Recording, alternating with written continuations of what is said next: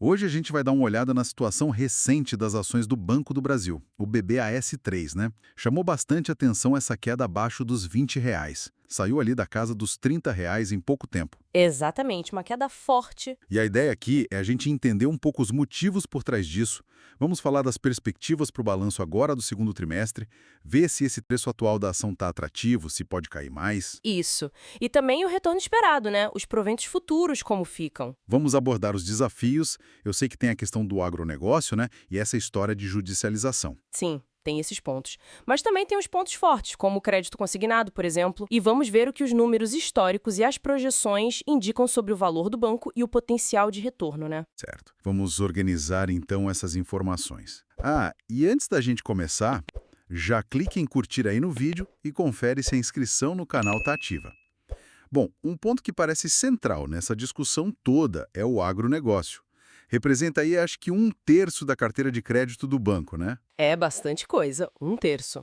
E saíram relatos, né, de um encontro de analistas com a diretoria, e parece que a piora nos preços das commodities e o aumento do endividamento no setor realmente pressionaram os resultados. Faz sentido. Pois é. Mas assim, a diretoria financeira do banco argumenta que, teve um aumento da inadimplência, sim, mas que a grande maioria das operações, coisa de 96%, continua saudável, adimplente. 96%? É. E que, historicamente, esses períodos de aperto no agro depois acabam se normalizando, sabe?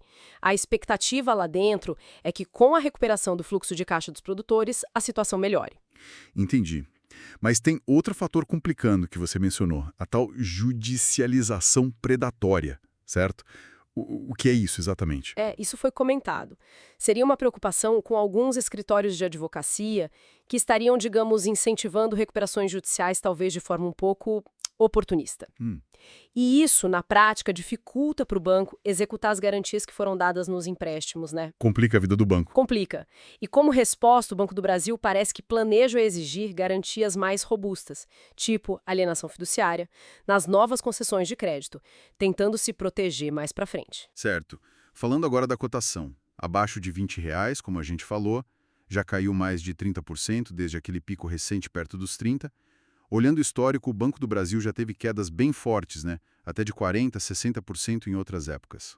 É verdade. Exige resiliência do investidor, né?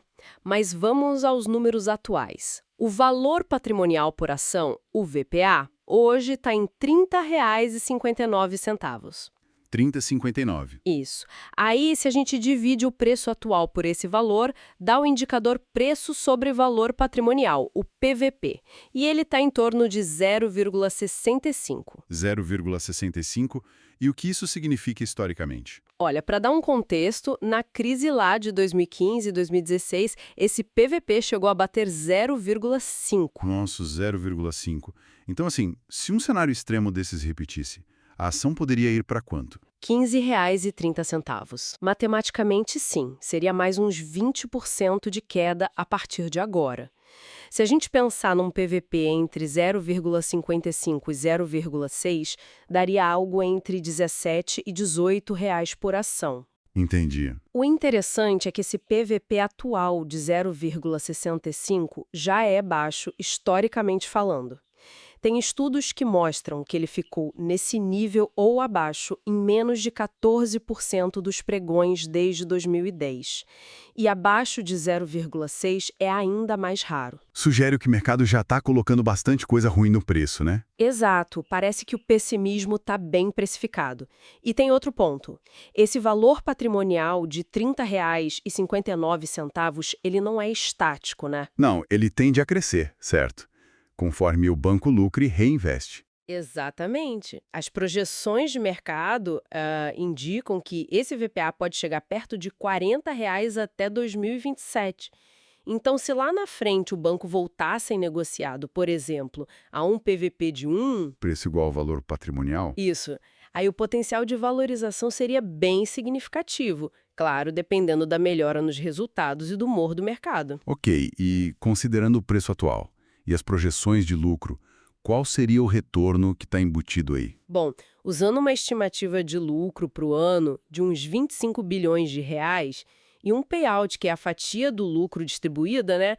Vamos supor 35%. Ok, 35% de payout. Aí o dividend yield, que é só o retorno com dividendos, daria 7,7% ao ano, sobre o preço atual.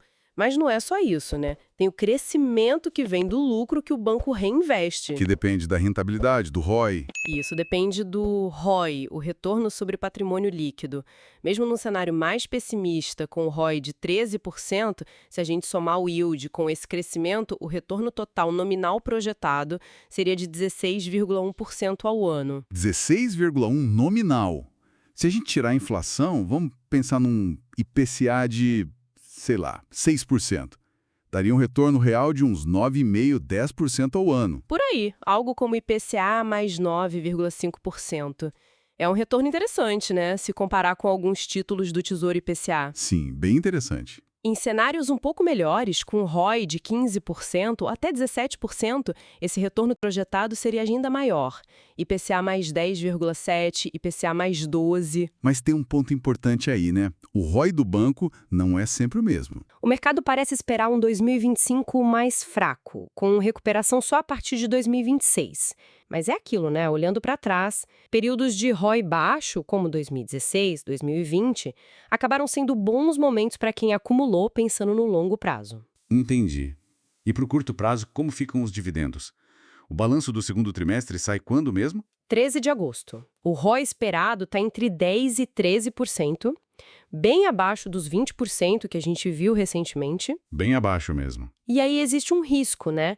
O banco pode decidir reduzir o payout para preservar capital, ser mais conservador, talvez para a faixa de 30% a 35%, e isso impactaria o dividendo distribuído agora. E qual seria a estimativa para o anúncio de proventos de agosto, então? Mesmo com essa incerteza. Se a gente usar as estimativas de lucro para o segundo TRI, e vamos supor que mantenham o payout de 40%, o anúncio do dia 13 de agosto poderia ficar entre 23 e 29 centavos por ação. 23 a 29 centavos. Isso. Mas tem que lembrar que já teve uma antecipação, né? Acho que de uns 9 centavos. Então esse seria o valor adicional. Isso daria um yield bruto sobre o preço atual de mais ou menos 1,15% a 1,5%. Um yield baixo para esse anúncio isolado. É. E como boa parte é paga via JCP, juros sobre o capital próprio, ainda tem o imposto na fonte para a pessoa física. O valor líquido é menor. Então a perspectiva de yield para o curto prazo é mais modesta mesmo, talvez na casa de 6% a 7% para o ano todo.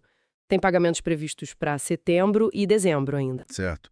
Então, para a gente amarrar as ideias, o Banco do Brasil enfrenta desafios claros no agro, tem essa questão da judicialização e uma perspectiva de curto prazo mais fraca para resultado e dividendos. Exato. Esses são os ventos contrários agora. Por outro lado, a avaliação, o PVP, está em níveis historicamente baixos. E as projeções total, olhando mais para frente, parecem interessantes, mesmo nos cenários mais conservadores. Essa é a balança. Pesar a pressão no momento, a incerteza de curto prazo, com o histórico do banco, que já passou por outras crises, e o potencial lá na frente se as coisas normalizarem e o valor patrimonial continuar crescendo. O preço atual parece embutir bastante notícia ruim já. É uma análise complexa, com vários fatores em jogo. Fica a pergunta, né? Como equilibrar esse risco atual com a oportunidade de longo prazo no Banco do Brasil nesse momento? Deixe a sua opinião aí nos comentários. O que você está pensando sobre isso? E não esquece de curtir o vídeo, se inscrever no canal e ativar o sino de notificações para receber mais conteúdos como esse. E só um lembrete importante. Esse estudo não constitui nenhum serviço de análise ou recomendação, tá? Este é o mercado de renda variável, bolsa de valores, onde o risco é inerente. Toda e qualquer decisão de investimento é responsabilidade individual de cada investidor. É isso aí. Um abraço e até a próxima.